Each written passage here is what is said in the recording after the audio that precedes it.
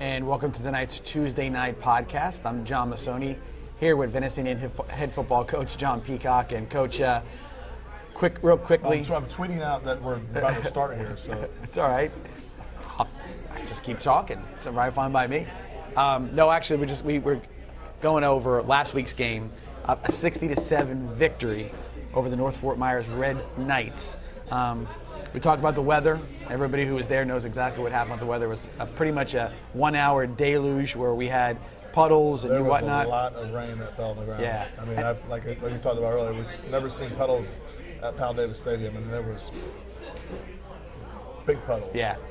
And it took a little while. My daughter calls them muddy puddles. It took a little while, but it did drain, and it got to, and it was, the field was more than playable. It was still pretty good. Center of the field, but everywhere else seemed like it was okay. Well, then the one end zone, I think the one on the other side, the visitor side, towards the end zones were pretty good. Yeah. But our side, for some reason, down the hash was really bad. Well, that's just especially on the coming, towards the school. If you think about it, I mean, our field's never been recrowned. So obviously that would, if you were to test out where it needed to be recrowned at some point in time, that would have been the area. Yeah. We know where some dirt needs to be dropped. Yeah, sure. no doubt. But again, 60-7, and we talked about both sides of the ball. All of your face of the game, offense, defense, special teams, second stringers, you name it. We had a fantastic turnout. Females. Absolutely, that's historically first female to score a point for Venice varsity football. Yeah, so that was Morgan Pachter. Yeah, so 2 extra points, which is great. Two shots at it, and drilled them both. 2 points, yep. So that's an awesome situation. Seemed like because you figure had to be a little bit like, okay, this is my moment here, and you don't get like another swing at it, and she nailed them both. That was good. Yeah.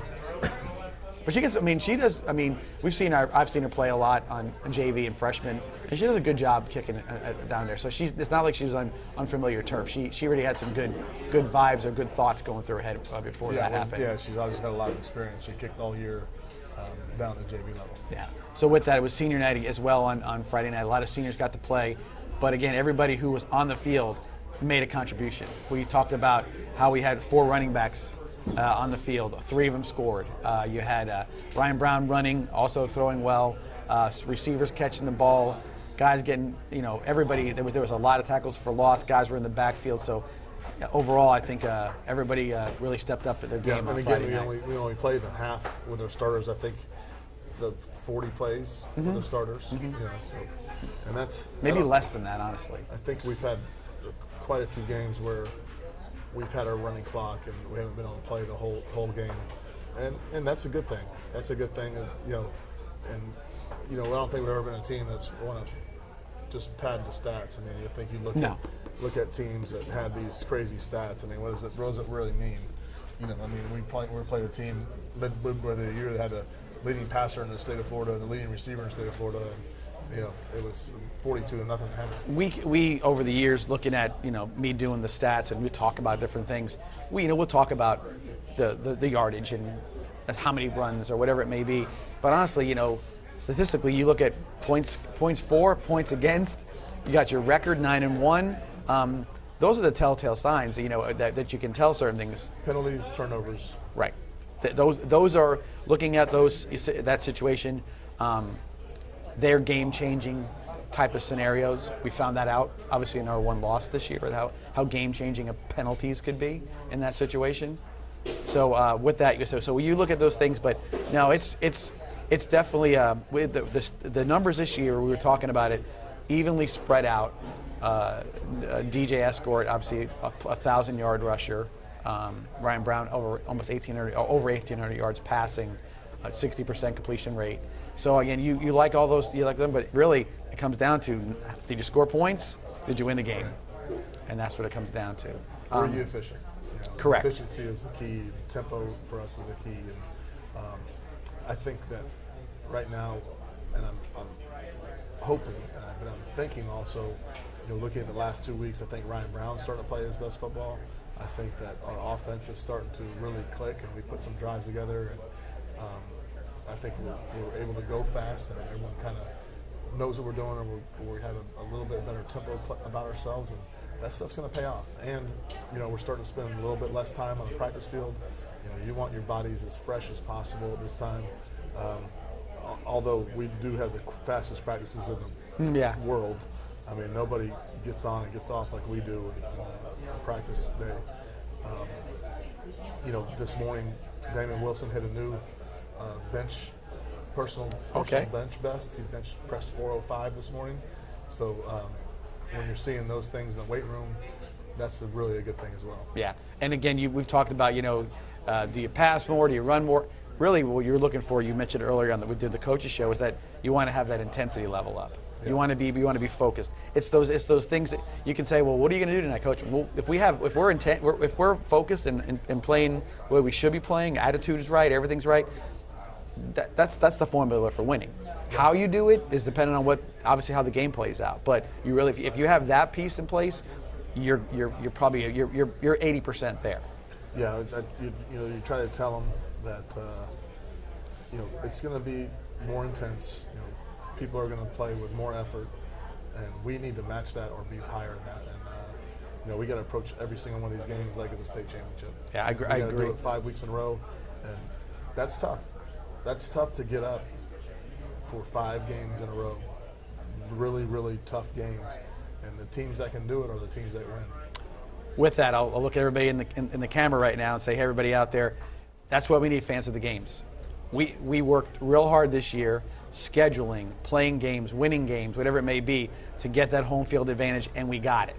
And so that part of it is there, but your part is equally as important to show up out there on Friday nights for us, because we just talked about it earlier.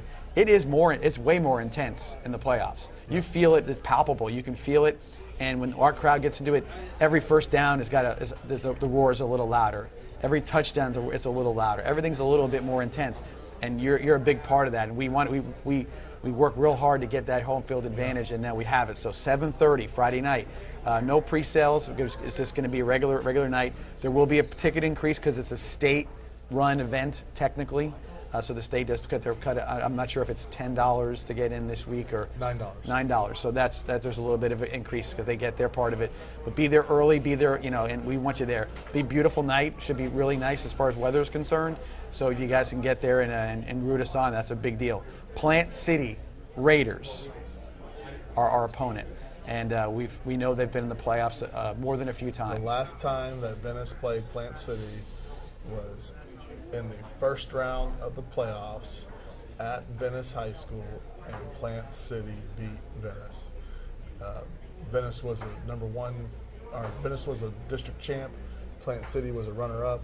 They came in and they knocked us off round 1. Yeah, 99. So 1999. Yeah, Trey Smith, Ardell Daniels, Shane Williams, Phil Hall, all those guys. Peacock, all those guys that have state championship rings were there, and they can attest to it. Yeah, and so we said we're battle tested. We know the teams. We've played quality opponents, so it shouldn't be a shock to go against a team that's going to be a playoff level team. And we mentioned this. You said it. All these teams are good. Just because there's an 8 in front of Plant City doesn't mean that the distance is that far away. They're district runner-ups or something along those lines, and they've won more than they've lost, more than likely, and they're a quality team. You mentioned this team's bringing some big boys though as well on Friday night. Yeah, they have a left tackle that's 6'8", 380, and their left guard is 6'4", 340. So last time we saw that was IMG. Couple years ago when 7 foot 380. Yeah, it was close. So it was 6'9", 380. They had some, and so you're talking like that's the level of the size that they're bringing in there. Their smallest guy was a 5-star who was 6'4", 280. He was the best. He was like a midget out there. He was the best. So they're bringing it. So again, everybody, please show up. We want to see you out there. We're going to pack the house and get it all ready and rowdy for the Indians' first playoff game of the year. Coach, also we talked a little bit about earlier about our bracket, Region 3, 8A. Obviously, and you can look all these brackets up if you go to fhsaa.org, click on the football brackets and hit 8A, and then you'll see how it all plays out. But some of the teams we've heard of a little bit, but some teams they'll be new to us. We know their names. So the top part of the bracket is Venice 1 playing 8, Plant City Then right below us, you have Steinbrenner 4 playing 5 in Riverview High School. So the winner of our game plays the winner of their game. And then the bottom part of the bracket, you have at the 2 seed, you have West Orange playing Durant, and then you have Newsom, who was the 3 seed, playing Osceola, who is the 6th seed. And Osceola and West Orange are in the same district. A lot of people are saying, well, Osceola played in the state championship last year and lost to Seminole. A lot of people are saying that they think that, if they play again, that Osceola will win the rematch. The pundits. Yeah. People are supposed to know. So again, that's our region, and then obviously the entirety of the state is a lot to go through. We really want to look it up and see. But again, we've heard these names of some of these schools. We haven't necessarily seen them, as far as opponents are concerned. Which again, I mean, it's fresh for us. I mean, we're having to go through the same, same round of folks and everything else. So it's a little different for us, but it'll be no less of a challenge the whole way through, because all these, if you're a follower of all the rankings and where you are, all these schools are going to pop up on that first page. There's a good portion of them are. So there's no slouch in these, again, no slouch in these playoffs whatsoever. No, absolutely not. I mean, there's no easy road about it. It's one of the I would say, like, it's a pretty evenly matched region in all of your games. I don't think anyone would wake up Saturday morning and say, I cannot believe that just happened. I can't believe that team didn't win. I can't believe that team didn't win. But I think all the teams in our region are capable. You have Durant, who's a runner-up, who's 8-2.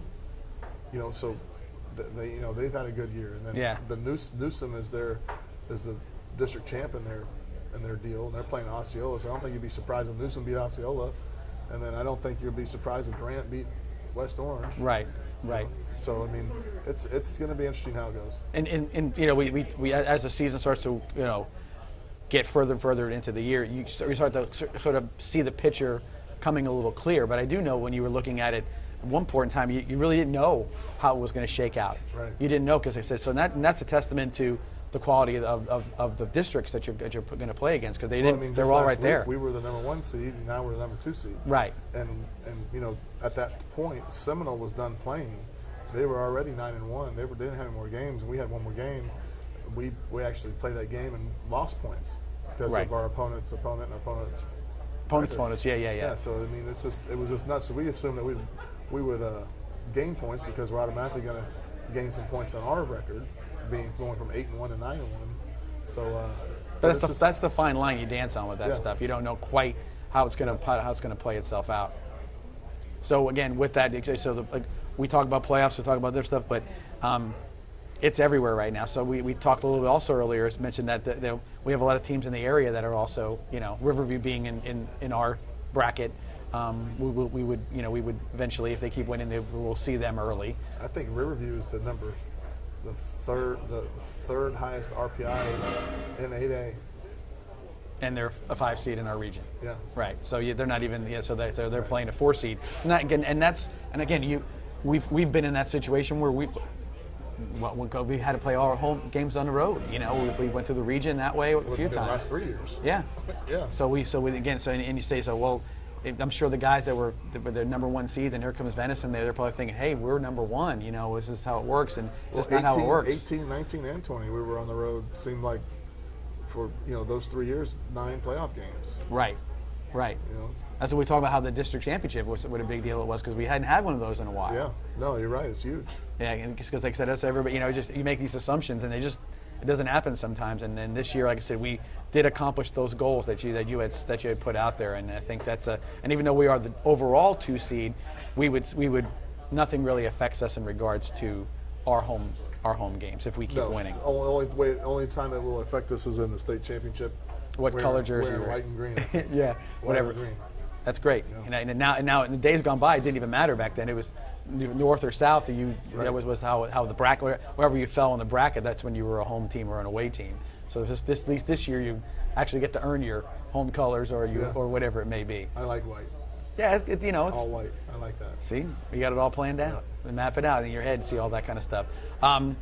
Also, Coach, now that the season's wrapped up, looking back at where you started, where you finished, you got to look at it and say there has been a lot of growth, a lot of progress from week one, or go beyond week one. Go to week 0, which is obviously the kickoff classic against a really tough opponent. Where you were then, where you are now, you got to see like you've made some strides to getting a lot better. Yeah, we've gotten a lot better each week. Biggest improvements are the ones that are the most noticeable is our offensive line, our defensive line. I would say Austin Bray, but we don't have him. Right. Hopefully, we're going to get him back. That's going to be that'll be huge for us. But even with that said, Omar Bilal has been doing a great job. He's athletic. Yeah. You put that 84 jersey on last week, and I was like, he looked like a tight end. Well, we hope he does. Yeah. he didn't look like he was, in an awkward situation. He looked good. He looked real good. So, and you're right. And both sides of the ball, you've not only have you gotten better, but your depth is there. We talked about Colin Atkins on the line. He's with the ones quite a bit. Right. And you've got guys that you can plug and play in regards to your offensive line. If Matthew Peasley comes back, you've got another. Matthew Peasley is back. Okay. He is back, and he's full go. It's obviously going to take it slow. He's going to have to build up that knee and the strength in his knee, but he has been back with us and been going full go. Good. So that just adds to that depth, right, to that ability to do whatever it is you want to do. And again, everybody, like I said, you watched this as the season went by, and I'm sure one guy might tell you how well the offensive line played is DJ Escort. Yeah. 1,100 yards rushing, and a lot of that stuff. It starts at the offensive line, and DJ's great at breaking tackles and getting into that secondary and making things happen. But you got to get through that line before that happens, and those guys are opening holes. I think there's been some big improvements as far as our depth at running back as well. Oh my gosh! You look at Friday night's game. We had 4 guys, carrying the ball. 3 of them scored, and each one of them looked. You could almost given on a couple of the runs, if you would have said that how they ran it was almost exactly the same way. Upfield, one cut, got a nice hole, and off to the races. And even Ryan Brown, you would call him a running back on the one play where he had a 53-yard touchdown run where he saw some room, and then it's really a really good thing. I will say one other thing too. I've noticed, and I think a lot of people have noticed too, the downfield blocking in regards to our wide receivers. I think they really take pride in their blocking. They do a good job downfield. They're getting better. Yeah, but I think there's. I don't think it's from a lack of effort. I think sometimes it's like, because I watch them and they'll go out there and they'll fight for it a little bit. Sometimes. All right, so we're coaching right now. I know that for sure. With that, since we're getting coached, I'll take a break real quick. Go to our halftime of our podcast. Come back, talk a little bit more about the playoffs and maybe a little bit more how the season rolled out and maybe some individual statistics and whatnot. So we'll be back here in a few minutes. See you back shortly. Absolute Aluminum is proud to introduce our new 7-inch seamless gutter system. Standard gutters are too narrow to handle heavy Florida rain. This overflow can cause streaks and stains on your gutter and home, plus wash out your landscaping. Our new wider 7-inch gutter system will keep everything looking clean and beautiful. And with our professional installation, your new gutters will go up fast and last. So call now to increase your home's curb appeal with our new 7-inch gutters from Absolute Aluminum. It's time for monster size savings during Douglas Jeep Chrysler Dodge Ram's Monster Sales Event. Get a ghoulishly good deal on a Ram 1500 from only $279 per month during Ram Power Days. No tricks, just treat yourself to a new Jeep Grand Cherokee from only $279 per month during Jeep Adventure Days. Or drive a lightning fast Dodge Charger from only $349 per month. It's the Monster Sales Event going on now at Douglas Jeep Chrysler Dodge Ram in Venice. Who has monster size savings? Douglas does! And welcome back to our Tuesday night podcast here at Joey D's. And Coach, we've got to appreciate what Jay and the crowd have done for us. They had a big crowd here tonight. People are back in town, so they're definitely packing the restaurants out. But I got a little healthier tonight. I went a little salad. And you went for I went salad and pizza. So I got healthy. I did healthy and Yeah, but your pizzas always look a little healthier with that no sauce routine you have on your pizzas. Is sauce not healthy? I don't know. It just looks healthier. Yeah. It looks Healthy. cleaner. I don't think it is. It looks cleaner. The cheese and the dough are still there, so it's still going to get you a little bit. Yeah. We went to break and we were talking again about the team. As far as a whole, as far as the offensive line and defensive line, but some of the guys in some individual stats that kind of pop out. You had your leading tackler this year, Martin Ramos, but not again. Yeah, but not by a landslide. Hold on, I'm gonna guess. Okay, so number 2, I'm gonna go to Savion. Actually, it was Logan. Number 3, I'm gonna go Logan. Yeah. And number 4, I'm gonna go Trenton. Trenton was number 4. Yeah, you're right. 64 tackles, and then Michael Phillips was right behind him with 61. So, but again, you look at it and you look at the offensive stats, and the distribution is there. There's more than there's not one guy. You had Omar Hayes and you had Jay-Sean Platt within a few catches of each other in regards to catches and with yardage the same way, and I think that's probably that's a good thing. Well, let me ask you this. So you're the stat guy. How many games did they not play past halftime? Oh, 5 or 6. 6. 6 games, not past halftime. So that's 3 full games. Right, that they didn't play. So that's one of the. First of all, I'm not a big stat guy. I don't think stats. No, it's a Stats tool. Stats don't matter as Right. far as going to the next level and all that stuff. I mean, it's all about your play, and a lot of it's about measurables and how fast you are. And, then you get into the toughness part, Sure, and all that stuff. But so I don't think stats are an ingredient of a kid getting offered. I mean, I've sent over 40, 50 kids onto Division I, and I've never had someone that say, "Well, what was the stats?" No, because again, they can see it pop off the page. Now with all the huddle film you have, you see somebody. Example would be well, they're not going to watch. Like Javon had 132 catches. Like they're not watching 132 clips. They're probably watching 15, 20 clips, and they're going to watch a game and see how you do in a game. Well, the perfect example of stats would be this week. Amari had a 6-yard touchdown catch. He ran 56 yards, not 6 yards. And so that's a highlight that I'm sure that somebody who's scouting him would say, watch this play. Watch this 6-yard touchdown catch. But the stats say it's 1 catch, 1 touchdown, 6 yards. Right. So that's the difference in that stuff. So a lot of the stat things can be really, really deceiving. Because sometimes you'll have a poor team. If you have a poor team, and let's say you have a poor running back. Let's say you have a poor team, you have a poor quarterback, and you don't have any receivers. Well, your guy may be your running back, and you say you have a really good running back. He's going to get yardage. He's going to have an unbelievable amount of yards. So I think stats are really, really mean nothing, and it's especially right now. The only stat line that matters is the final score stat line. Right.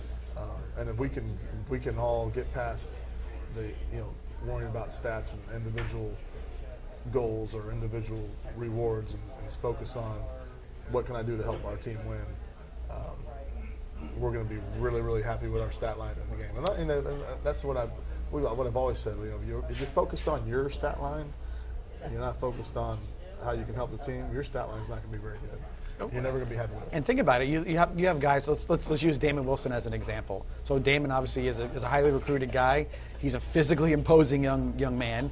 But guys are going to run away from him. How many sacks does he have? He had 10. 10? That's pretty good. So except the people are running away from him. So again, you say, well, how do you block him? Well, if you can't, you don't run at him. You know what I mean? Right. And so a lot of times you say, well, why does that guy not have 30 sacks or this or that? Because people are just not going to go that way. George Phillips have?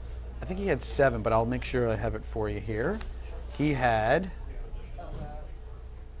he had 4. 4? Yeah, 4. Okay. So, but he had 9 tackles for loss. Yeah. So I mean, that to me, it's not a sack, but it's nonetheless it's pretty close to a sack. So again, all that being the case, you're absolutely right. It's a matter of it's being efficient, it's being effective, doing your job. And I said all the other stuff kind of works itself out. I said even when I look at what we talk about, what happened in the game, really it's not about 400 yards rushing. It's about did you do what you wanted to do? Did you do it the right way? That's just the outcome of what may have happened. Yeah. You're more concerned about, hey, this guy did this, or this looked right, or this was where we're supposed to be, and those are really the things that are going to kind of get you going, because we've seen plenty of football games where there wasn't a great huge stat line, but you won. Right. You won handily because you took care of the ball, you did some of the things you need to do, and that works itself out. Good teams will figure that out. Good teams always kind of work their way through that kind of stuff. So with that again, but you got to be happy though. 9 wins with a very tough schedule. Looking backwards, kind of came up in conversation, but you look back and you saw the teams that you had put on the schedule, including the Kickoff Classic, all state champions and guys that played in state championship, or teams that played in state championship games. You had Riverview in the district, which is a tough game no matter where you play them. So as you look backwards, you got to say, okay, well, once now you're through it, you got to be pleased where you kind of how you landed in regards to the outcome. Oh yeah, I was telling somebody a couple weeks ago, like if you looked at our schedule and you took just those first 4 games and you said, all right, well you're going to be 3-1 in these games, would you take it? Yeah, absolutely, I'd take it. I wouldn't say that. I wouldn't say that. Yeah, you don't say before the season. Yeah, but, yeah. Obviously, you look at it now and you're like, well, yeah, I absolutely would take 3-1 against all those teams, because that means that we beat 3 of them. Right. And then and you know how close we were to being 4-0 too. I mean, that was just a deal that we're, I think if we're a little bit more disciplined and maybe had some different horses out there, or whatever the zebras you call them. Yeah. It could be a lot different, no doubt. Kind of a different question for you, but looking back at the season, but you've been head coach 15. This is your 15th year at Venice High School. It is. Wow. I think I'll double check that, but I 15 years. 07 since 07. Yeah. Can we get a stat guy? It's since 07, and we're counting that year. How many years since 07? If this is 21. 15. Should be 15 because you count 07 as one. You just said this. You didn't count. You didn't, how do you know? Go count 07, 08, 09. We'll have to get. Next year. Huh? Next year, I'm pretty sure. I thought this was 14. Yeah. Okay. So, all right, so you're wrong. Here we I go. used the calculator. 13, 13, 14, 15, 16, 17, 18, 19, 20, 21. 21, 15. You 50. counted 2007. Yeah. That's the year. Oh, yeah, if you count it, yeah, you're right. See, it's not All right, twice. so it is 15. All right. So going backwards now. So I would say Gosh, I need to retire. That's a long time. you. I can't believe it. I'm surprised I made it past this year. I did this 15 times. You have. Golly. So looking backwards now, so where Venice as a program sits, a lot of folks. I mean, I guess I'm an old timer now. Obviously, I've been around the program or whatever, and I watch some of these different shows and you look at the different things. Where the program is right now, as far as its place in regards to the state of Florida, being in the playoffs and doing whatever we've done in the playoffs, state championship. How do you feel 15 years into this where the program is, and where do you? I mean, obviously you see it going to a lot of bigger places, but are you pleased where you're at? What expectations being met for you in regards to where you're at year 15, going into the playoffs? Well, I never really looked at it as a whole like that. I always kind of look at I always view it as what are we going to do next year, and I always have next year always in the back of my mind. Even though this year I really have not.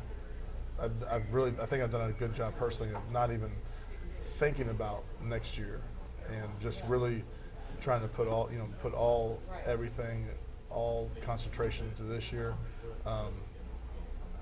But as a coach, you're always looking forward, like ahead. So there's always things running through my mind, like, oh my God, who are we going to play next year? Who is going to play us? Because it was hard enough this year, getting a schedule, and then we're going to have a new, they're going to reclassify, and we're going to have a new district, and like who's going to play us? Like Palmetto played us, thank God. Manatee played us, thank God. But I mean, do we want to play Manatee? Because all those points matter now. Right. So it's like, you know, when I first took over, you know, Lemon Bay was playing us. Right.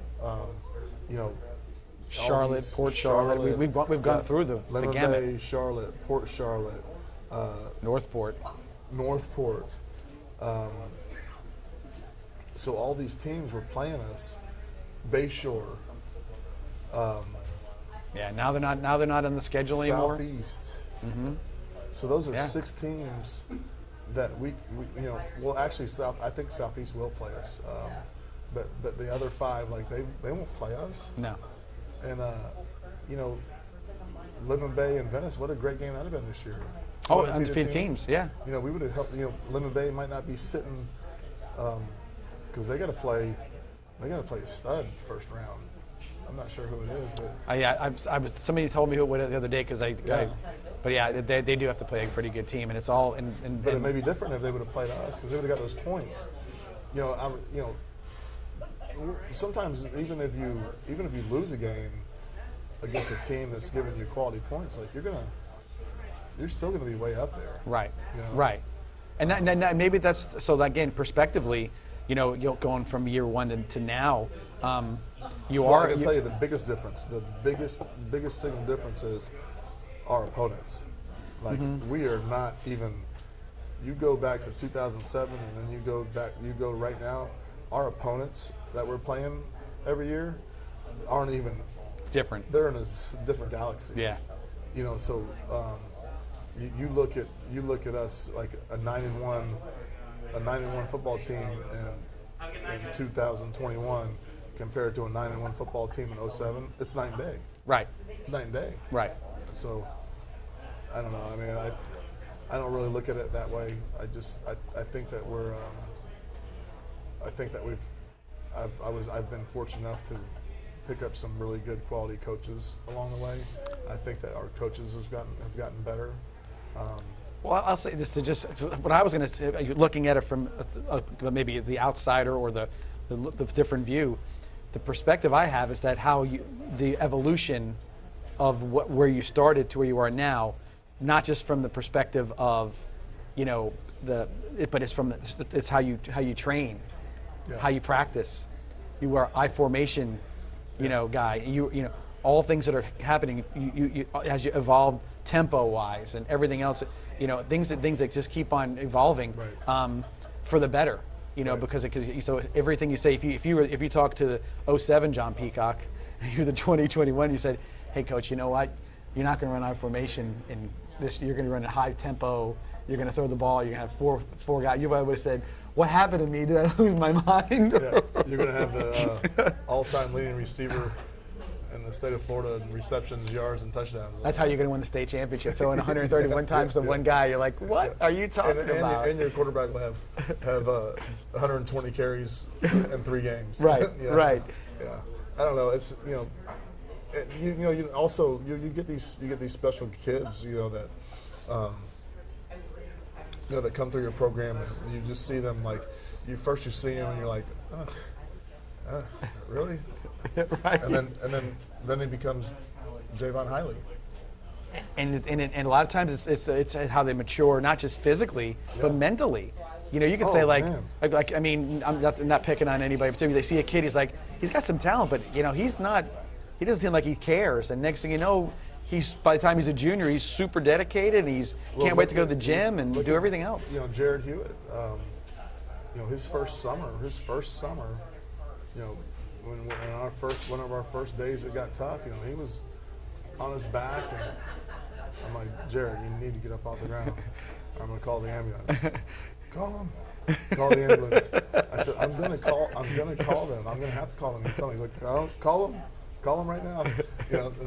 And so we called him 911 for a little bit, his nickname. And then he goes off to Virginia Tech, and he's the guy. Year, he is the strength and conditioning champion, guy of the century at Virginia Tech, and now he's in the NFL. They're showing Instagram photos of him lifting the building, and he's all about it. Yes, no doubt. Yeah, you're right. I mean, a lot of kids, and Trenton reminds me of Jarrett in so many ways. Just their body type and the way they play, and Trenton was the same way as freshman year. Like I'm just different. I can't do all this. And now it's just like Give me the weights. I'll it's eat just, them. Yeah. This is our running. This is so easy, coach. But before it was like the end of the world to him. But there's a lot of growth mentally and physically, and it's awesome to see these kids mature and become responsible. And going back to said about your coaching staff, because when things are sort of as you evolved, one of the things I said as a whole from day one in particular is how well you guys evaluate what position they played. And I'll use Jared as an example. Jared came out as a freshman. He was playing middle linebacker and fullback. And I looked at you and said, is he a fullback and a middle linebacker? He said, well, probably not, because his body type, blah, blah, blah, whatever it was. And you immediately put him at defensive tackle when he came up there, and he flourished. I mean, obviously he's in the NFL. He played as a freshman on the defensive line. Yeah. After he had a season as middle linebacker and fullback. Right. So that kind of stuff, I think that's a huge part of it. And again, I think a lot of it goes back to your coaching staff. Everybody looks at things, their assessment of the players, both as far as their physical talents and where they are in the maturity of their growth as a young man. Is really something I think that if anybody said to me, what's the secret? I don't know if there's a formula to that. I don't know if it's more just a feel or whatever it is, but you guys do it as good as anybody I've ever seen, to be able to evaluate talent like that, put them in the right position to be successful. I appreciate that. Like I said, so even look at DJ Escort. I mean, it was a green and white game, and I was calling the green and white game, and I'm like, look at number 7. He said, we're in number 7. He was playing linebacker. You handed the ball off to him once in the green and white game. He went like 65 yards. I'm like, maybe that guy's a running back. Last play of the game. And then the next day was a running back. He was never a linebacker ever again. Yeah, so that's the kind of stuff that you don't. And it's good because, some of the stuff too, I mean, some of the parents out there maybe watching that their kids are coming up to the program, 9th graders and whatever. You come up and, your son might be playing tight end or guard or whatever it may be. And don't get set on the idea that that's where they're going to play. Right. Because their bodies are going to change. They're not going to be 120 pounds for the rest of their lives. They can't go against another 120-pound guy for the rest of their lives. So that's a big part of it, because I mean, a lot of parents, they go to those freshman games and they can't see it. Sometimes they're like, I can't understand. My son was a quarterback, and they've got him playing safety. Right. Trust it, because if you trust it, there's probably a chance that it's going to be successful for them, whatever level of success they're gonna get out of it. Even like the first year, Trey Burton was a all-area, all-state safety as a freshman, and safety, yeah. And what does he play? He's a quarterback, and look how he evolved. He just kept on evolving from a quarterback, running back, H-back, wide receiver, fullback, tight end, and just whatever it took, and he kept on doing that. So now I figured, because like I said, now that you kind of look back at it, you can say, okay, we are where we are, and a lot of that has to do with not so much every play you called or whatever. It's just sort of the idea of being evolving as you kept on going, evolving with the times and evolving with everything else. So it's a big deal. We were setting Trey up for the Super Bowl. Yeah, because he needed to throw the ball that one good time. And one of the most famous plays in football history. If it wasn't for us, that play never happened. So obviously I'm a Gator fan over the years. I'm a Venice Indian fan. One of Trey's moments I remember as a Gator fan was when they tried to throw a fake field goal, and Trey was throwing to his brother Clay. It was going to be a brother-to-brother touchdown pass. Horrible throw. And it wasn't even a spiral. So it was like sort of like loopy end over end. Clay will tell you that he was. Well, that's because that Urban Meyer had him too long and screwed him up. If they would have done it right away. He was good. Yeah. We had him all. John Cooley and all the guys had him all set up, ready to go. Yeah. But no, you're right. And then he makes just a fantastic pressure throw to another quarterback who has to make the catch. Yep. So yeah, one of those kind of real memorable situations. Again, Friday night, I got to reiterate, we need you guys out there. We want you out there for as long as we're going. Wherever that may be, wherever that leads us at home and who we play. It's very important for you guys to show up and to support us. This is what we play for, is for you guys to come out, cheer us on, get us hyped up, pre-game, whatever it may be. We got to get it all cranked up, and hopefully the results are what we expect them to be and what we hope them to be on Friday night. With that, Coach, again, a great regular season. Kudos to the kids, to the coaching staff, yourself, and everybody else, and hopefully we're keep on talking about the next opponent. as long as it goes. That's Don would be a sad person. I know. We all will be. Not as sad as you, but we'll all be kind of sad. Look, they're all here. They're having a good time with us. Francis and Josh and Jess, they're all having a good time. All their good times go away on Tuesday nights. That's right. What do they get to do? They can hang out, I guess. We can eat pizza if we wanted to. Come to Joey D's and do that. So we'll see. With that, we'll say goodnight to you guys and appreciate you watching. And we'll see you next Tuesday on our Tuesday night podcast. Have a good one.